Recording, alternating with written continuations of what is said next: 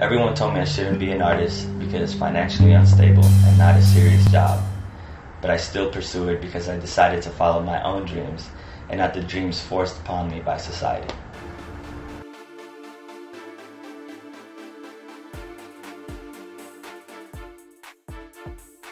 Hey everyone, it's Neffy Anderson here in the Bronx, New York with a brand new episode of The Path Less Traveled. Today's guest is mixed media artist Andreas Gallardo, woo, aka the Gem Guy. Now Andreas is most known for giving away his paintings, which he likes to call gems, in the form of an impromptu scavenger hunt, get this, come close for this one, around the world. Now, he does this in an effort to spread the art of giving. He has garnered attention, praise, accolades from Time Magazine, Newsday. Have you heard of somebody by the name of Zoe Kravitz, maybe Janae Aiko, Theophilus London? They all sing his praises, as do I. Andreas, it's such a pleasure to be sitting here with you. I'm so excited. I'm like hot. I'm like, Thanks for having me. You're so talented. Thank you. Oh my goodness. So let's get right into it. Tell me about the opportunities that you created for yourself that led to your big break. I give thanks just for giving and the people who've gone out for my pieces, because I wouldn't be anything without them.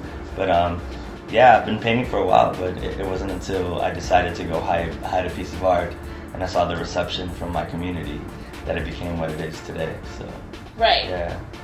So what would you say you did to deliberately brand yourself? Would you say the hiding of the art and calling it gems is... Yeah, I think that was definitely, I guess, me doing some marketing for myself in a sense. I never looked at it that way. Brentwood isn't really known for art where I'm from in Atlanta, and so I wanted to see if anybody would at the time even care to go and look for free pieces of art. And when I saw it was being taken within 10 to 15 minutes, it just became really fun for me, and it made me happy to see them be excited about art. It's fun for us too. Oh my god, because art is expensive. Okay, so to get it for free, and then the quality of work that you do, it's amazing. Thank you. Can you share one part of your journey that you feel that most people don't know? I guess, something that a lot of people don't know, that maybe like in 2010 or so, I went on tour to California, and this is pre-Gems, this is before Gems even happened, and some of my most intimate work, I had 5 pieces about my mother, about my life, about the struggle of an artist. I took them to California, and all of them were stolen. Yeah, what? I lost every single one of the paintings. I gave them a receipt to ship them back, and the person just fell off the map, and so did my work. And I remember almost wanting to throw in the towel and throwing in paintbrushes, just saying, I don't know if I can lose pieces like this anymore. Right. And now it's funny because I give them away so much. Yeah, wow. So did you ever get around to painting similar pieces like that again of your family? I did, and then now like my main focus is trying to do things that shows a little bit more of my thoughts and exactly what I was creating around that time. Right. But I had a little post-traumatic stress from that, creating such intimate work. Right. And losing it. So. What would you say is one thing that you know now that you wish you knew when you first started? I wish I had the people who came into my life a lot later. A lot of my mentors and what I consider my older brothers to tell me that I can pursue this. That this could be your life. Not to worry about people telling you how unstable financially it could be. Right. There's very few of us who decide to be that brave. Right. And yeah, I wish somebody would have told me to be brave a lot sooner. Ooh, that was powerful. Ooh, I just got chills. So, how did these people come into your life? Because even though your work is exquisite and you've always had an eye and a talent for art, let's go back a little bit. Okay. So, I know that in your teenage years, you used to be a preacher. I was. Are you still a preacher? What's the update on that? It's funny, I laugh at it. I've had this conversation with family, and they're like, when are you going to get back into preaching? And I'm like, I am. Like, I'm preaching some pretty positive stuff with my work. Right. And I'm like, I thank God for this different avenue, this different tool. I mean, Right. It wasn't just boxed into a microphone. I think I was blessed enough, you know, by the creator to be a creator. Right. You know, so from that it was, you know. You know, your gems just don't come in the form of art. You Yeah. know, blessed by the creator to become a creator. Yeah. Look at you. You just. I gotta tweet that later. Yes. But yeah, no, so yeah, I consider myself still a preacher, just in a different way. So basically, you feel as though, and whatever you're doing, you channel your art, because after doing some preaching during your teenage years, I know that like your early 20s, you were a poet, did some poetry. Yeah, I wrote a little bit, yeah. Was you still do that, or? Man, I did, and I was talking to some people earlier. Then I met this driver's girl, and then everything changed, and it was like, man, these people are writers. Right. Like this is everything. And it didn't discourage me as much as it did really like inspire me to push myself in my main form of art. And right. They were just so excellent and so young. They were like, is that a group? They're a group of poets. Okay. And they're all in their 20s, and they're all getting their doctorates, all getting their, you know, in linguistics and stuff, writing books and traveling and sharing their art. And around that time, it wasn't so much that I put the pen down because I'm like, I'm not as good as them. I put the pen down and picked up my paintbrush, and I'm like, I need to be just as good right. in my craft. So how did you know that like painting was going to be like your main craft of choice? Because you were so, you know. Yeah, I guess I have, now that you mention it, I have like done a few things, because coming out of high school, my focus is fashion. Like, really? I was a designer first. Like I was in high school designing wedding dresses and winning awards, you know, so, you know, I went to FIT for a little bit and wow. decided to go to the fashion program in Long Island at a community college just to branch out. And then I thought to myself that I didn't want to be boxed in just fashion, and I wanted to also create canvas work and also do murals, and you know, and yeah, so it's just been this cool metamorphosis really. Wow, so do you feel as though what you get from art that you couldn't necessarily maximize and get from those other art forms is just, you know, free range, it's like doing whatever, free creative control? Yeah, I think the misconception is for us to box any one artist as a one thing. The minute a photographer is a photographer, that means he has a cool view on the world. It means he could probably draw something a lot differently. It's just not, you know, not just photography. You know, it's not just directing the film. It's not just painting. We're artists. We're creative. So, right. So yeah. So when I just boxed myself as just a preacher in that time, or just a fashion student in that time, it was like, no. This really open art major says I can do it all. Right. You know? I love it. So talk to me about your last career low, because you've only been doing like art as a career for only, I want to say like the last 5 years or so. Yeah.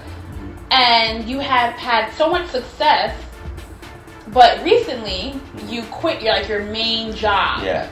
So talk to me about like your last career low and how did you recover from that? Yeah.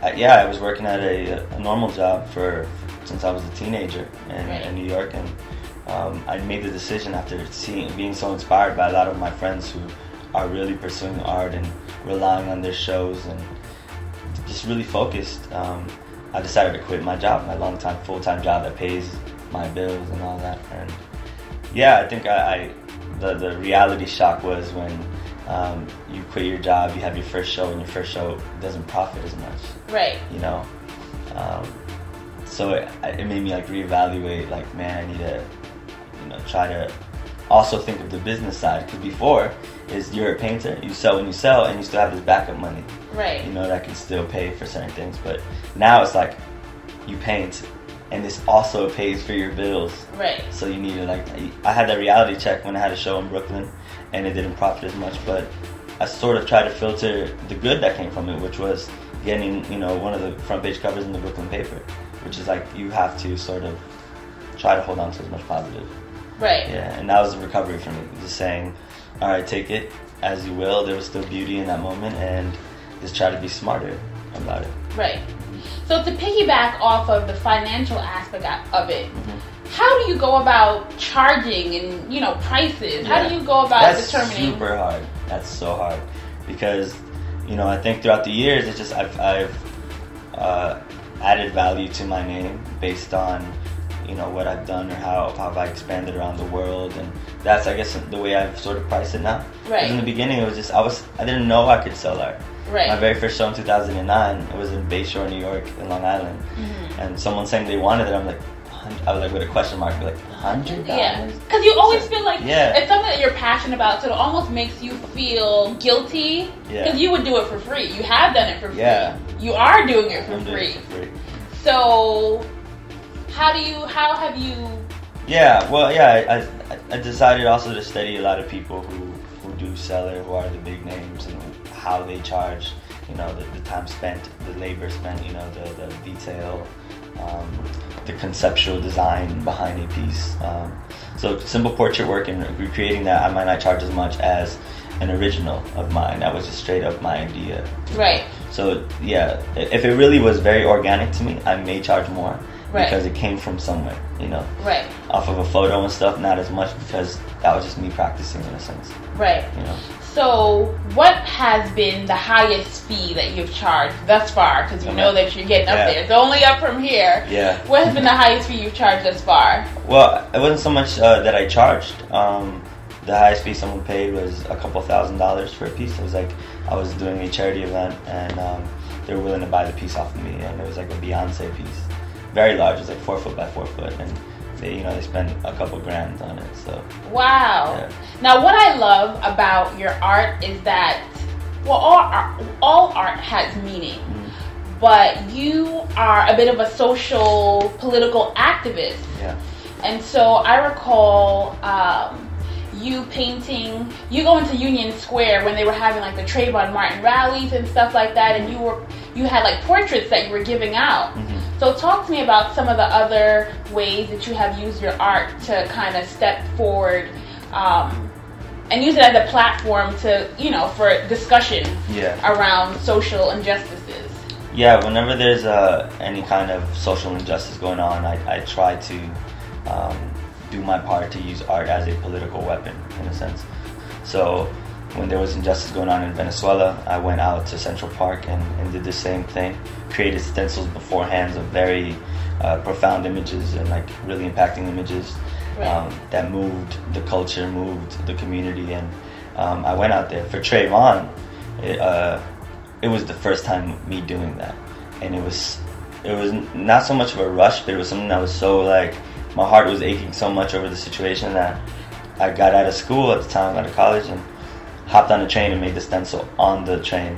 Wow. And I was by myself. Didn't tell anybody I was going. I bought spray cans really quick and sat in the middle.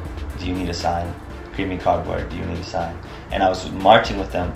I had a pizza box here, and little kids were running to get pieces of cardboard. And so it became, you know, we became one because of art, and everybody was holding this uniform thing. And the next morning, waking up in ABC News and seeing that sign on TV from a dozen or more people, it was like, wow, this is insane. Right. Yeah. The second time around was the year after, when George Zimmerman didn't get charged, and there was an uproar. So that's when I got shot by Time magazine, and it was something so beautiful to me because it wasn't my face; it was my hands holding the stencil, and covered in paint because I had done over 500 to 600 pieces.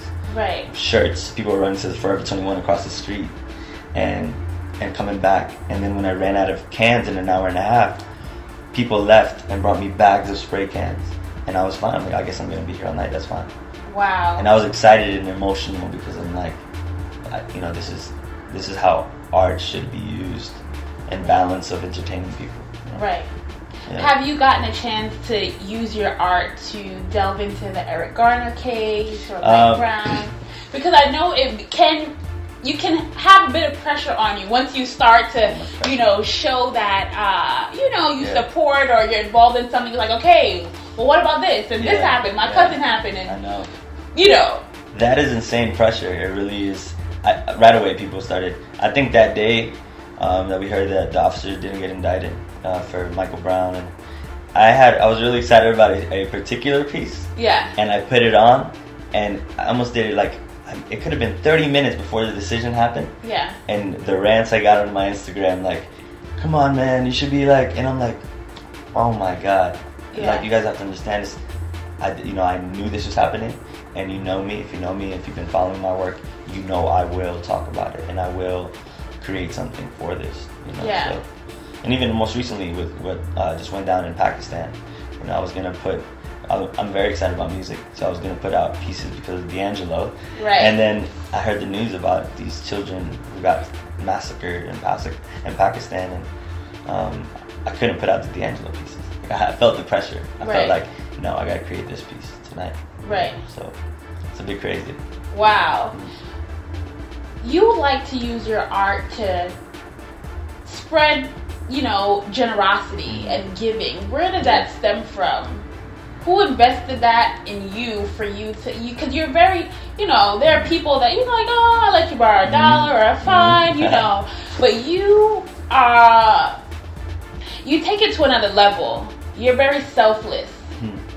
And the fact that you have these paintings and these pieces that you know people would buy, you know, pay thousands of dollars for, but yet you still give them away for free. Where does that generosity come from? Well, I think it's a couple of things. I think first and foremost, street art was something that really inspired me for a long time, and you know, artists put out pieces in the world for us. Yeah, they couldn't take it, but it was like, all right, we can't always go into these galleries. You can't always like see them so up close and literally touch them and be so tangible. Because you go into a gallery and touch art, you're gonna get kicked out. Right. So Banksy and Shepard Fairey and all these people making beautiful, you know, works for us, you know, definitely sparked the idea.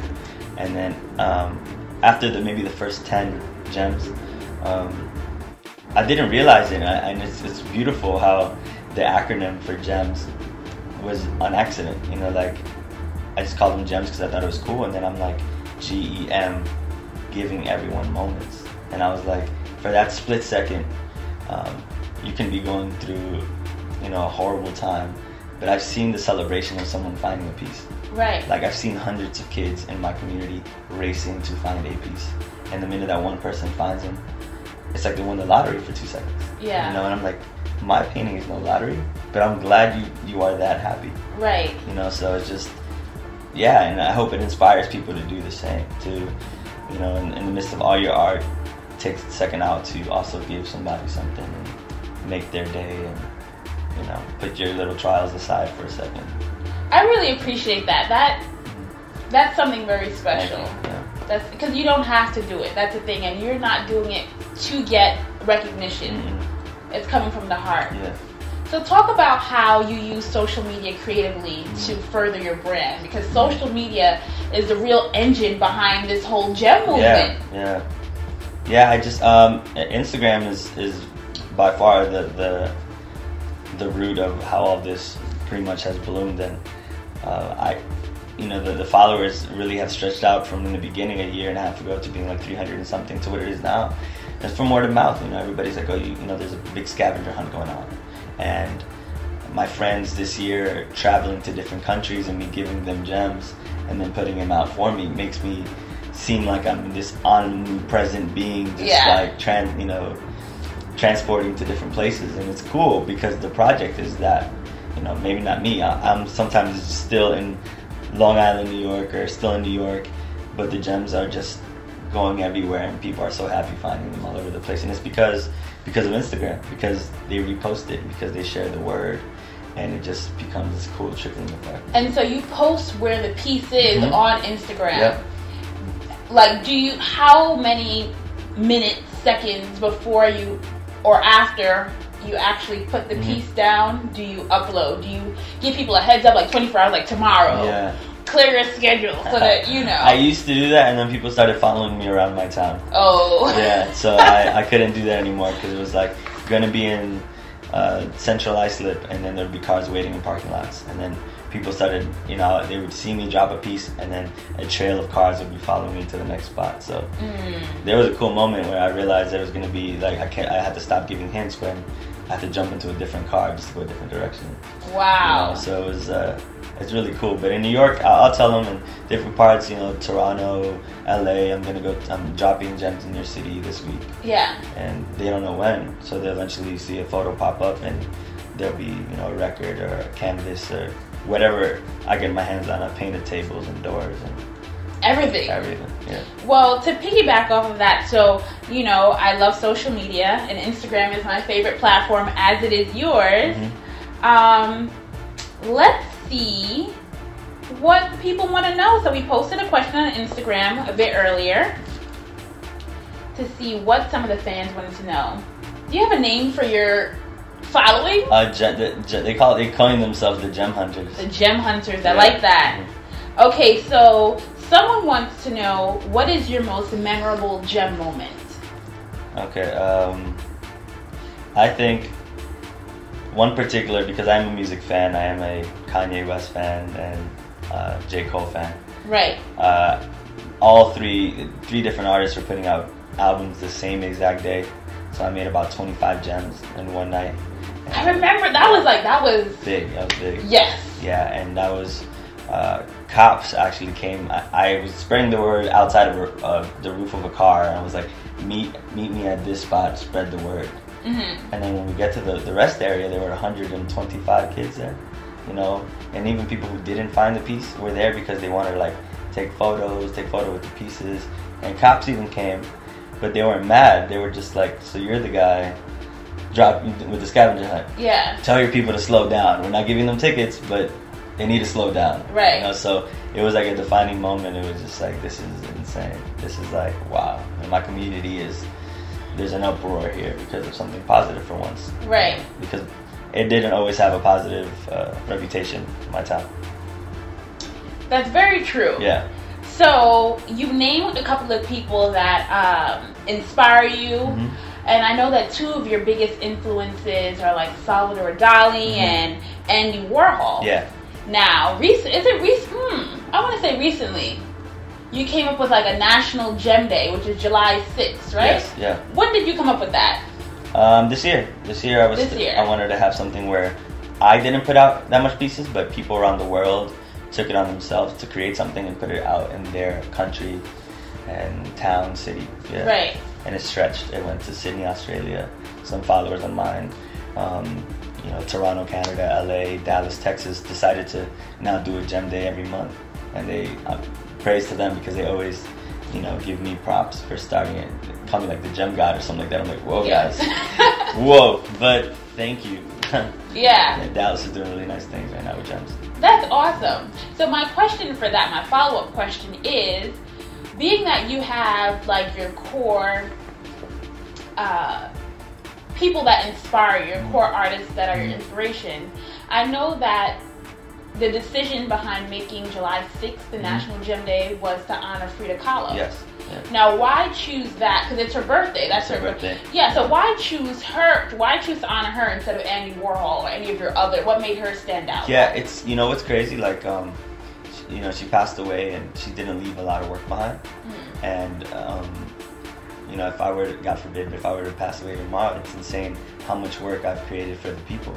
And it's been a lot influenced by her, because a lot of my first gems were stencils of this woman who was beautiful and, you know, very feminist and had an amazing love life with another artist, Diego Rivera.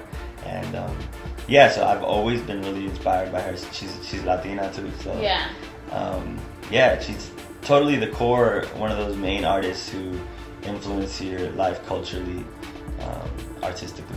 Yeah, it just so happens to be beautifully that day. Right. Yeah. Speaking of influences, now I told you that I'm one of those people, I comb the internet, Yeah. I comb Google, I comb Twitter, Instagram. Somebody's in a relationship or a situationship. It is, yeah, situation. So you yeah. didn't even know that situation, we'll call it situation. Well, I just say it because, you know, there's a lot of cool factors, but it's cool to have someone who inspires you to create beautiful stuff, whether it be tweets to work. And if someone can get that romantic ball rolling, you know, for you, it could do beautiful things to even your art. So, you know, Instagram is a beautiful thing. The internet nowadays is something you meet people, and yeah. So did you meet her on Instagram? Yeah. It was something that we just communicated and it ended up being really cool and friendly. That Instagram has been working for really you. Good for me. It's been working for you. Yeah, but yeah, you know, you never know, but I count my blessings for the cool moments that are right now. Yeah. That's awesome. Okay, so I have a few questions. I usually don't write them down, but yeah, there was just so many things that I wanted to ask. All right, so let's talk about your annual gem show. Okay. For those that haven't been before, what is it? What can they expect? And this interview will come out, let's see, the top of the new year. So tell us what we can expect. Yeah. Going into 2015, we want to make sure we don't miss a show. Yeah.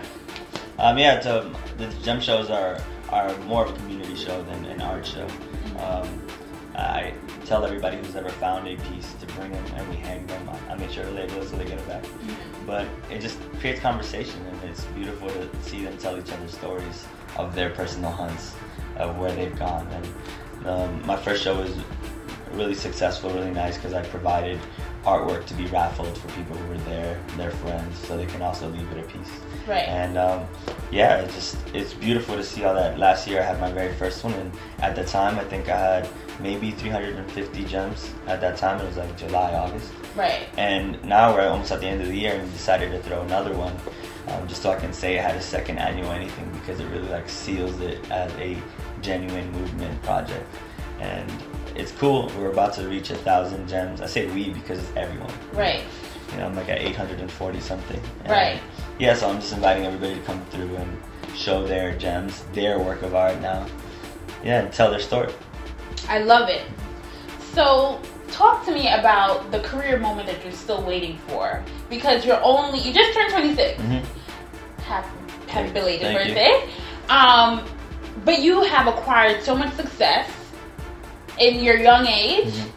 What is that? What else do you want? What's on that vision board for you? Yeah, I think it's cool to see certain people who I look up to appreciate art now more than ever. Because I remember when I started painting, people didn't talk artists like they do now. Art Basel in Miami, all those big things. So I just want the opportunity to work with some of my some of the iconic people that I look up to be like, I think I can also assist in your creative giving that you don't do as much. And people put out music for free, people do that, but I think it would be cool to come together with certain artists, create things to also give back. Drop their names, just in case you guys are watching. Like Pharrell and those creators who inspire me. Of course Kanye, because I think the dude is a perfectionist with his staging and everything. So yeah, I think it's cool to put up a different side of product. You guys appreciate art so much, but you never decided, hey, when we go on tour, let's give back to our community in this form. Right. It's cool to see Justin Timberlake's been doing it. He puts out his records, shoes, like different things out. Right. So he's gemming it out himself. But I'd love to create custom stuff for people and follow that, I guess, that route as well. Right. Teach them a thing or two about giving. That would be so awesome, though. I really see you. I mean, Pharrell works. I like it. That falls in line with your brand. Yeah. But you and Kanye, that would be the dream. It's gonna happen. Yeah. It's gonna happen. You heard it here first. It's gonna happen. So talk to me about this new project that you have coming up in the new year. I know that you recently teamed up with a bicycle company. Yes. Yeah. See, you're like, how do you know all this I know. stuff? I was not ready for that. Yeah, the Big Cat, like electrical bike. I designed one of their bikes for a breast cat. It's a fun. I'm also designing another one. They're based out of Long Island, but it's really cool. I kind of want to get my name in as much products that I'm into as possible. Yeah. And I think that's just like, taking the next step, really. So I'm excited about that. I'm excited. I just also painted a series of paintings for a really amazing boutique on the island that is just aesthetically beautiful. So yeah, I want to get more into things like that as well. That's awesome. So when can we get this bike? We're gonna be happy by the summer, so we can be you should, because riding they're really in awesome. style. They're really awesome. Yeah. That's awesome. All right, so before we close, I just want to share how much of a wordsmith you are, just an artist in everything that you do. On Twitter, this is not embarrassing. No, it's okay. It's okay. On Twitter, you said a couple things. You said, I feel like I am a living legend. My friends and I are like a Harlem Renaissance. poets, musicians, painters, and those who bring us together. Tell me about where you were during this time that made you write this. Because it's right on. Yeah. I was hanging out with some of my friends, Jasmine Mans, Joe Kenneth, a couple of others who are writers who are really amazing. Andre Wagner, who's like the Gordon like Parks of our generation, making amazing black and white photography of, you know, his neighborhood of the people. Right. And, you know, I also have a friend, James J.B. Early, his name is, who's like a up and coming curator. So it's like those people are very important too, you know, because they're bringing these events together, bringing these, what I call the class of the creatives all together. And yeah, I really feel that way. I remember seeing this mural and seeing, you know, the Billie Holidays, Duke Ellingtons, you know, all of them together, including James Baldwin and like different people who I admire. So right. I feel like that's the now. Like people will write about us. You know? They will. Yeah. So tell everyone where they can follow you on social media, your Instagram that's been so good to you, Twitter, Facebook, all that stuff. Yeah, everything's pretty much the same. It's at Art of Andres. And Facebook is Andres Gallardo. And yeah, you can find me there. I'll be tweeting romantic stuff. Yes. And putting out gems for everyone. Thank you so much for talking with us. No problem. I really appreciate it. And on behalf of everyone on the other side of that screen, I just want to thank you for having the courage to turn your passion into your career. Thank you very much. Thanks for having me. If you guys enjoyed this interview as much as I did, because I enjoyed it, I had a good time. I hope you did too. Make sure that you let me know. Like, comment, subscribe, share on all of your social media channels. I'm watching. Until next time, bye.